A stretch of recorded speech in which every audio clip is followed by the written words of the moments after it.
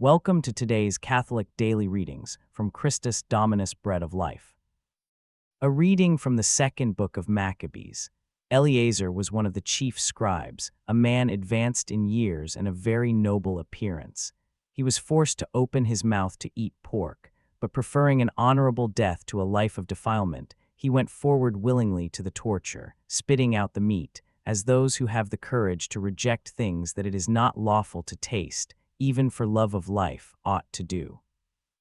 Those who were in charge of that unlawful sacrificial meal, because of long acquaintance, took Eleazar aside privately and urged him to bring meat of his own provision, such as was lawful for him to eat, and to pretend he was eating the flesh prescribed by the king from the sacrifice, so that by doing this he might be delivered from death and be treated kindly because of their old friendship. But he, making a noble decision worthy of his age and the dignity of his old age and the gray hairs he had honorably acquired, and of his excellent education from childhood, but above all worthy of the holy laws established by God, declared accordingly, saying at once, "Send me to Hades. For it does not become our age to dissemble, so that many of the young should think that Eleazar, at 90 years old, has gone over to the way of life of the Gentiles, and because of my pretense for the sake of this brief and transitory life, they should be led astray because of me, while I incur defilement and disgrace upon my old age. For even if for the present I should avoid the punishment of men, yet whether I live or die, I shall not escape the hands of the Almighty. Therefore, by manfully departing from this life, I shall show myself worthy of my old age, and leave to the young a noble example of how to die willingly and nobly for the revered and holy laws." When he had said these things, he went immediately to the torture. Those who a little before had been kindly disposed now became hostile toward him, because the words he had spoken seemed to them madness. But when he was about to die under the blows, he groaned and said, "The Lord, who has holy knowledge, knows that, though I could have escaped death, I am enduring cruel pains in my body under this beating, but in soul I gladly suffer these things because I fear him." So in this way he died, leaving not only to the young, but to the whole nation his death as an example of nobility and a memorial of virtue.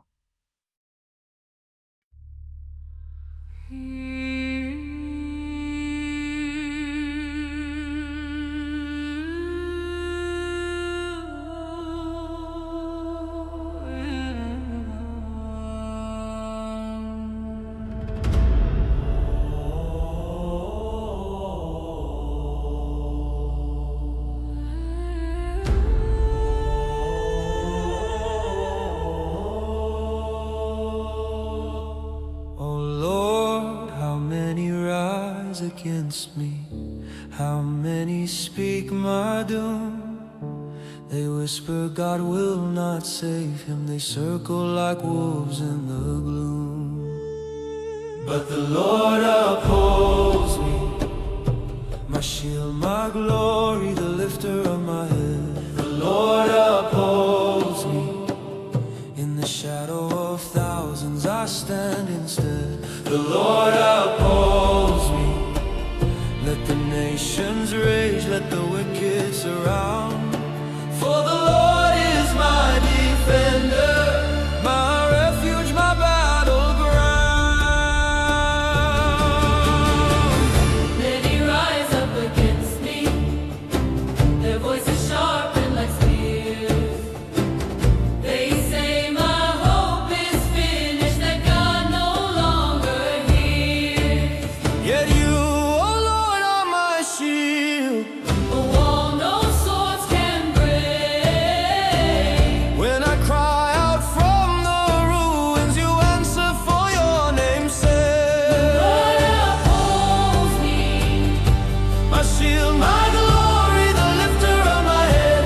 the Lord upholds me. When the world declares me finished, you declare me not dead. When I lie down in darkness, your breath restores my life. You wake me in the morning, the survivor of the night. I fear not the rising, not armies at my door. For the one who formed the mountains is the one who goes before. They say there is no salvation, but you speak otherwise. You scatter every enemy with the thunder of your cries. You lift up my head from the ashes. You steady my knees where I fall. You shield me from every terror. You are the Lord of all.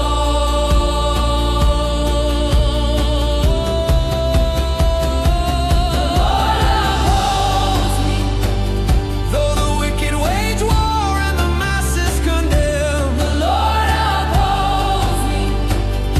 my life is in His hands, not in the hands of man. The Lord upholds me.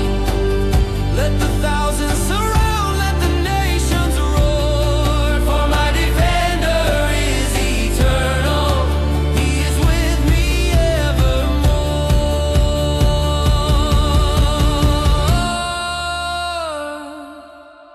The Lord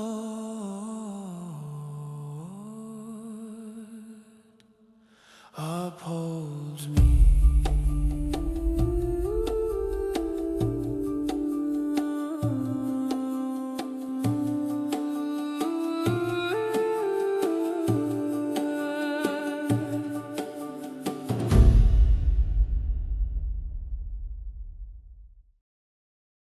A reading from the Holy Gospel according to Luke.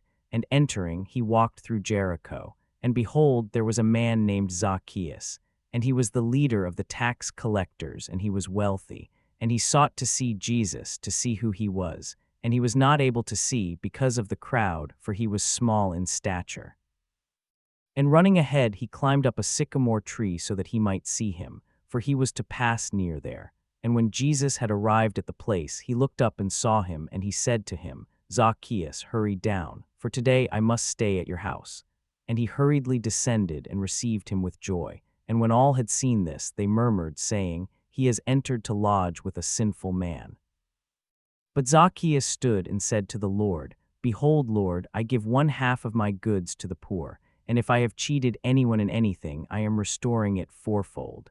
Jesus said to him, Today salvation has come to this house, for this man also is a son of Abraham, for the Son of Man has come to seek and to save what was lost. Join us for today's reflection.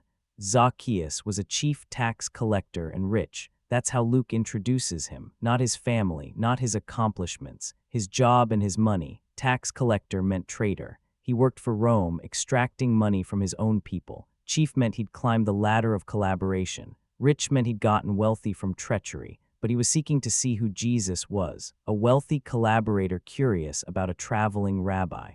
Why? He had money, position, everything the world says matters, yet something was missing. Something made him climb a tree like a child just to catch a glimpse. Zacchaeus, come down quickly, for today I must stay at your house. Jesus called him by name, invited himself over, not to the synagogue leader's house, not to the respected Pharisee's house, to the traitor's house, the public sinner's house. He came down quickly and received him with joy. No hesitation, no negotiation, quickly, with joy. Jesus saw past what everyone else saw, and Zacchaeus responded immediately. They began to grumble. He has gone to stay at the house of a sinner. Of course they grumbled. Jesus was supposed to reward the righteous. Instead, he picked the collaborator. Behold, 1/2 of my possessions, Lord, I shall give to the poor, and if I have extorted anything from anyone, I shall repay it 4 times over. No one asked him to do this. Jesus didn't demand restitution. Zacchaeus just announced it. 1/2 of everything, 4 times over for extortion. That's not minimum requirement. That's radical generosity. That's evidence of genuine transformation. Here's what matters. Zacchaeus didn't pretend to be righteous. He was a real sinner who really responded. His transformation was so genuine that money immediately lost its grip. When Jesus comes to your house, you can't keep hoarding what used to define you. Today salvation has come to this house because this man too is a descendant of Abraham. For the Son of Man has come to seek and to save what was lost. Today, not eventually, not after proving himself. Today. Salvation came the moment he responded with joy and demonstrated transformation with generosity. Eleazar understood the same thing from the opposite direction. He was 90 years old, spent his life teaching the Jewish faith. Now they were forcing him to eat pork. His friends offered him an out. Bring your own meat. Pretend it's the forbidden sacrifice. No one will know. You'll survive. He refused. Send me at once to the nether world. It would not be proper to pretend. Many young people would think that Eleazar at 90 had gone over to an alien religion. They would be led astray through me. Zacchaeus couldn't pretend to be righteous when he wasn't. His genuine response to Jesus made him give away half his wealth. Eleazar couldn't pretend to compromise when he hadn't. His genuine faithfulness made him choose death over deception. Both stories are about the same thing. Genuine response costs everything, but it's real. Pretending costs nothing, but it's worthless. You're either Zacchaeus or Eleazar right now. You're either the public sinner who needs to respond genuinely to Jesus today, not eventually, not after cleaning up today, or you're the longtime believer being pressured to pretend, to compromise just a little, to fake faithfulness because survival seems worth it. Zacchaeus came down quickly with joy. He let Jesus into his mess. He responded so genuinely that his wealth stopped defining him. Eleazar refused to come down at all. He wouldn't pretend even to save his life. His faithfulness was so genuine that his example mattered more than his survival. Many rise up against me. Many say of me there is no salvation for him in God, but you, O Lord, are my shield.